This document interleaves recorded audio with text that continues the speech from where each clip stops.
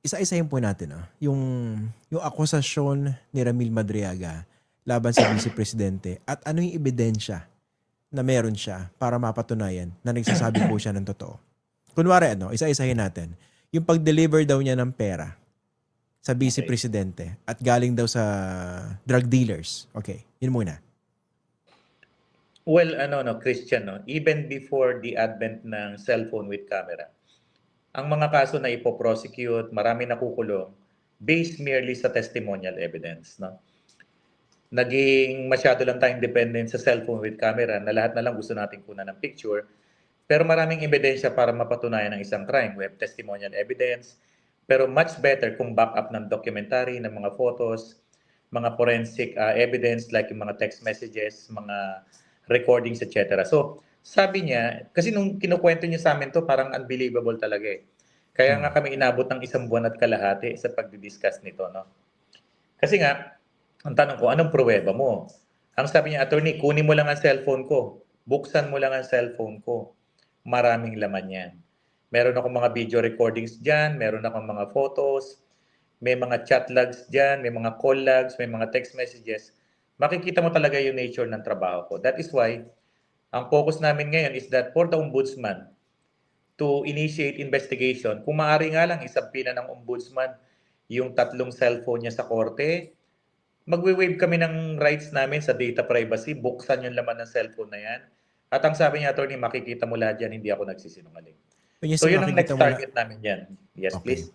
Para mabuksan yung 3 cellphones, no? Magkaroon ng forensic dito? Examination, oh. Kasi Examination, okay. ano yan eh, diyan mo makikita kung sino yung mga ka-text niya, kung sino yung mga tumatawag sa kanya na number. At sabi niya, nandyan ang mga numbers na mga kausap ko. Yan ang mga registered numbers nila. Kaya kong patunayan yan, kunin mo lang ang cellphone ko. Okay. Kasi Pero dito siyempre, po, dito po ba sa laman ng cellphone niya, meron po ba rin mga detalye na direktang magdidiin sa Vice Presidente? yung eksaktong detalye, I cannot comment on that unless makita ko yung laman ng cellphone niya. Sinasabi lang niya, diyan sila nagtatawagan, nagte-text, diyan siya tinatawagan ng VP, nila Nolasco, at ng iba pang personalidad. Meron din siya mga pictures diyan na kinukunan kasi naka-store sa phone yan. So sabi niya, so far, hindi pa naman daw nabubuksan yung phone na yan dahil yung first attempt ng prosecution sa kidnapping na ipa-open yung cellphone niya was denied by the judge. So this time, we will be asking the Office of the Ombudsman, if necessary, the NBI, to conduct further or deeper investigation dito sa sinasabi niya. Malay natin, maraming ang laman yung cellphone na yon na magpapatunay ng mga kwento niya. So, hindi ko natin pwedeng husgahan yung karakter ng tao na may pending case ng kidnapping in the same way na we don't judge yung mga taong may kasong human trafficking until proven guilty by the court, no? So sa ngayon, charges are just simply charges. So, harapin nila yung issue, then sana as soon as possible mabuksan yung mobile phone ni Ramil Madriaga. Pwede namin gawin to by motion sa court to withdraw the mobile phones, or the ombudsman in its power can subpoena those phones and subject the same for forensic examination. Bakit nga po pala na-deny ng korte yung initial motion to I cannot open the comment cell on that phones? kasi hindi pa ako lawyer dun sa kidnapping case. Ang sabi niya is nag-file before ng motion to conduct forensic examination ng kanyang mobile phone filed by the prosecution ng grupo nila Attorney Roque, pero it was denied by the court. I don't know the reason for the denial kasi wala pa naman sa akin yung records ng kidnapping case. Pero ngayon, you're very, very confident na pag binuksan yung cellphones na yan, nandun yung ebidensyang mga Sabi niya, 3 magpapatunay. cellphone niya. Ibang ginagamit niya sa isip, ibang ginagamit niya kay BP Sara, ibang ginagamit niyang personal phone. 3 phone yon, isang, ano ba yun, tip-flip, tapos Yung isang fold, iPhone, yung fold. fold, tapos meron pa siyang sinasabing Edge, meron pa siyang sinasabing iPhone 10. So, 3 mobile phone yan. Okay. Dito sa yung binabanggit yung magnetic lifter, no? Ano exactly yung bintang dito ng inyong kliyente muli? Well, mabigat yung bintang niya dyan, no? Based doon sa affidavit, no? Kasi nga, kami, nire-relay lang namin yung laman ng affidavit. Ang sinasabi niya is that kausap niya mismo yung asawa ni BP Sara na nag-uutos sa kanyang ilabas yung magnetic lifter sa custom.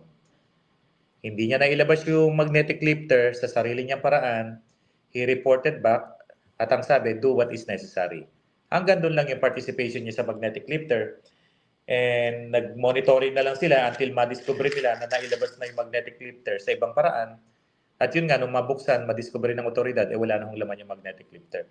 Pero may isang detail siyang binanggit sa akin during the meeting namin noong December 8 na bago siya pumunta doon sa BGC, ang nag-utos sa kanya talagang pumunta doon ay isang Chinese na alam niyang identified sa grupo ni Michael yan. Kaya sabi niya, alam niya droga yon. Kung hindi droga, baril, basta illegal.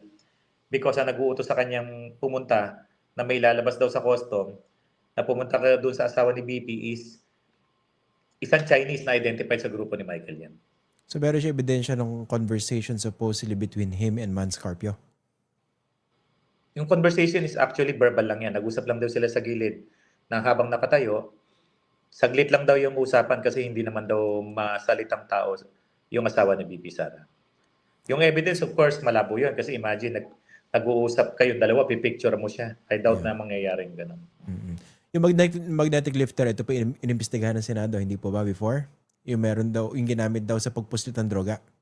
Yes, kasi ano yan may issue yung magnetic lifter na na-discover sa Cavite. Iba naman yung droga na na-discover sa Valenzuela involving Kenneth Dong and other personality. Iba rin yung binabanggit ni Jimmy Guban sa ni Asierto during sa Quadcom.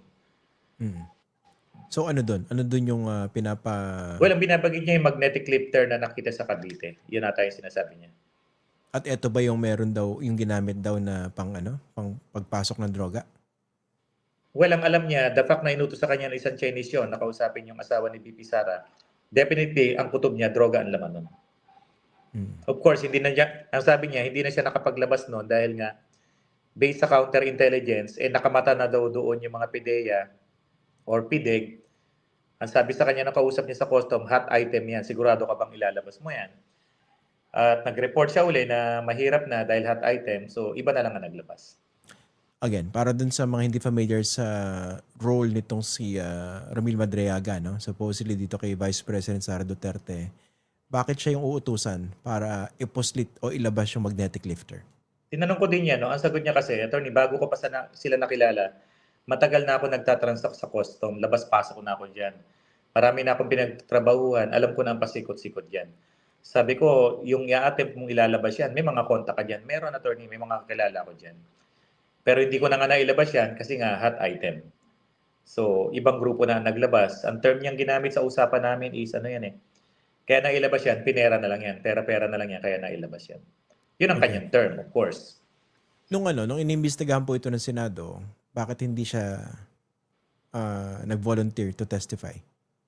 Ang recollection ko is during the Quadcom ba yan, Christian? Hindi, even before. Diba, inimbestigahan na po itong magnetic lifter Yeah, nare-recall ko kasi sa Quadcom. Yung magnetic lifter din, nare-recall ko sa Quadcom yan. Pinag-usapan din po doon. I don't recall kasi sa Quadcom, Christian, kung bakit hindi siya lumabas. Base lang sa pag-uusap namin, as early as March 2024, sumulat na siya kay Senator Risa Ontiveros, humihingi ng tulong dahil sa kaso ng kidnapping na yan at imbestigahan yung issue land grabbing sa Bataan. Then I was told na nung Quadcom hearing, meron na rin siyang efforts sa pagsulat para maisama siya sa hearing pero hindi siya napagbigyan. So matagal na. By the way, nabanggit niyo po yun sa previous interview natin, no? Na-confirm niyo po ba na talagang sumulat siya sa office ni Senator Risa Ontiveros? Yes, may copy ako, Christian, nung first page. May copy ako nung sulat. Kasi nung binanggit sa akin yung mga 2 or 3 days ago, sabi ko pahanap dun sa anak yung receiving copy nung first letter. Nakakuha naman ako. Siguro after this usapan, i-forward ko sa'yo. Anong naging tugon ng sabi niya wala raw nangyari doon sa sulat niya kay Senator Risa. That was March 2024. Ito, may mga nagme-message po sa atin, nagdududa sa kliyente ninyo, no? Baka naman daw tanim witness ito. Ano po ba ang tugon niyo rito? Compared sa ibang witness na biglang nawawalang parang bula, andyan lang po si Ramil. In fact, we will try our best na kung pwede siyang ma-interview by Zoom, we will try our best kung pwedeng daling sa Quadcom yan, magsasalita yan. Without reading his affidavit, kaya niyang ikwento lahat ng nandyan. Christian, yung affidavit na yan, nagawa yan. Hindi yan yung interview na ginagawa ng lawyer na katulad ng pag-uusap natin na itatype namin. No. Ang sabi ko sa kanya, isulat mo yung mga nalalaman mo one by one. Ano yung pinaka-topic na gusto mong i-discuss? Attorney, magnetic lifter, sulat mo. Anong nalalaman mo dyan? Sulat niya. Yung mga sulat niyang yun, hawak namin yun. Hindi kami yung nag-i-interview lang na sabihin mo to, sabihin mo yan. Meron kaming mga sulat kamay na mahirap lang basahin, no? Kasi alam mo na may mga law student minsan ang papangit ng sulat eh. So, hawak namin yung mga sulat niya, doon naging base yung affidavit na yan. Kaya nga sabi ko sa inyo, kung ma-interview niyo yan, kahit gisahin niyo yan, lahat yan i-discuss niya without reading his affidavit.